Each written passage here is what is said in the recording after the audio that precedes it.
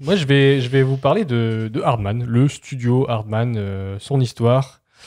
Un exposé en 4 heures. Petite. La vie, c'est ça la race. Vous avez 4 heures. C'est ça. Non, alors c'est un studio anglais, on l'a dit, qui fait exclusivement de la stop-mo, qui a été fondé en 72, donc ça date pas d'hier. En 72.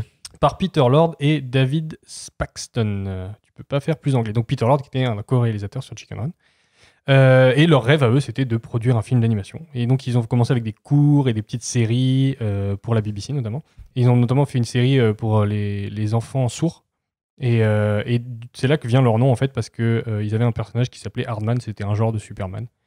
L'histoire ne dit pas pourquoi ils l'ont appelé Hardman. Je pense que ça les faisait juste. C'était un monsieur dur. Super dur. Hardman. Je pense que ça les faisait juste rire en fait. Non, c'est pas du tout comme ça. Donc voilà, en 91, il remporte un Oscar avec un court-métrage qui s'appelle Creature Comforts par Nick Park, donc notre autre réalisateur pour Chicken Run, et qui est un nom très associé à Hardman, qui est, je pense, que le nom que les gens connaissent le plus. Et donc, c'est aussi la personne qui est à l'origine de Wallace et Gromit, on l'a dit. Ils ont eu 2 Oscars de plus pour des courts-métrages, 93 et 95. Donc là, ils commencent à attirer un petit peu l'attention. Et en 97, ils s'associent donc avec DreamWorks, officiellement. Donc un partenariat pour faire Chicken Run, leur premier long-métrage. Le film cartonne. Je rebondis là-dessus, parce qu'en fait, moi, j'ai vu dans mes recherches qu'ils avaient galéré à trouver des distributeurs. En fait, à la base, Pathé devait distribuer dans toute l'Europe. En fait, ils ont décidé de faire que la distribution en France. Et du coup, Pathé a distribué dans toute l'Europe et DreamWorks a fait la distribution dans le reste du monde. Okay, donc c'était quand même un énorme budget. Mais je sais qu'ils ont galéré à trouver les distributeurs parce que l'animation que c'était, les personnages étaient tellement nouveaux. En fait, ils étaient connus plus pour Wallace et Gromit à cette époque-là, du grand public. Mais DreamWorks aussi, à cette époque-là, prenait plus de risques, on va dire, créativement. C'est surtout que là, DreamWorks, à ce moment-là, c'était le tout début où ils devaient faire un pied de nez à Disney. Donc, ils prenaient tout ce qui venait, en fait. Mais le partenariat s'est fait en grande partie grâce à Katzenberg, d'ailleurs. Oui, c'est ça. Et Katzenberg venait de partir de Disney. Donc, il y avait un budget de 45 millions de dollars, ce qui est énorme pour un film en stop-motion. Par contre, un box-office mondial de 224 millions de dollars. C'est le film en stop-mo le plus rentable de l'histoire. Tout simplement. Parce que j'ai lu, en fait, c'était le premier long métrage de stop-mo, mais après, plus tard, donc j'ai vu qu'effectivement, t'en avais d'autres, mais qui étaient dans des époques un peu plus, genre le roman de renard, tout ça, où c'était des longs métrages, mais c'est pas la même qualité, en fait. Là, c'est vraiment eux, c'est leur premier long métrage. Oui, voilà, c'est ça. Mais oui, non, je pense qu'il y a eu d'autres trucs en stop-mo avant en long. Mais pas c'était aussi... quelle année? C'était 2000? 2000, ouais. 99-2000, ouais, en gros. Bah attends, c'était à peu près la même époque que Jack. Ah non, Jack, c'est un peu plus tard, je pense. Non, Jack. Ok, je vais regarder. On regarde, ouais. Donc association avec DreamWorks, ça cartonne, ça marche trop bien. Et donc, en 99, ils re-signent avec DreamWorks un accord de 250 millions de dollars pour faire 4 films. Sauf qu'ils en font 2. Ensuite, c'est Wallace et Gromit et Story City. C'est un premier film qui utilise la 3D avec de la stop-mo. J'adore ce film. Voilà. Moi, j'ai pas aimé. J'ai toujours vu des trucs, mais je l'ai jamais vu. Il y a un délire avec des limaces qui chantent du reggae. Moi, ça me tue. Oui, ouais, ça pas compté. Je reviens, j'avais raison, Jack, c'est en 93. 93, ok. Il a fait un beat Story City, par contre. Oui. D'où voilà. En 2007, donc, l'accord est brisé.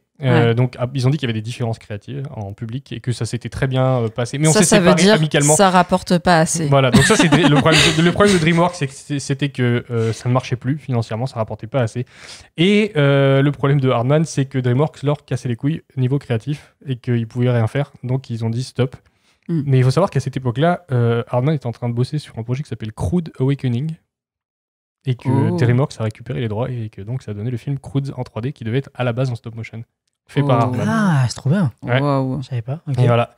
Donc, il y avait ça. Et ensuite, donc, il leur est arrivé 2-3 petits trucs, mais ils ont fait donc les films qu'on connaît, Les Pirates Bon Rien, Mauvais en Tout, et Shaun le Mouton 2, plus récemment Crowman. Donc, trop drôle d'ailleurs celui-là. Et des films qui ont fait moins parler d'eux en fait. Ouais, et qui sont quand même drôles. Mais qui rapportent toujours énormément d'argent en fait. Ils font toujours des prods qui rapportent et donc c'est ça qui les permet de tenir, on va dire, mais ils sont beaucoup plus indépendants maintenant. Ils ont quand même fait des partenariats avec notamment Sony et Nintendo, donc c'est pas n'importe quoi non plus. En 2005, malheureusement, il y a un incendie qui a détruit 30 ans d'accessoires, de maquettes et de décors de Hardman et Nick Park a dit vous savez quoi, c'est tragique pour notre entreprise, mais à la lumière de ce qui s'est passé, ce n'est pas grand chose parce que c'était juste après les tsunamis en Asie du Sud-Est.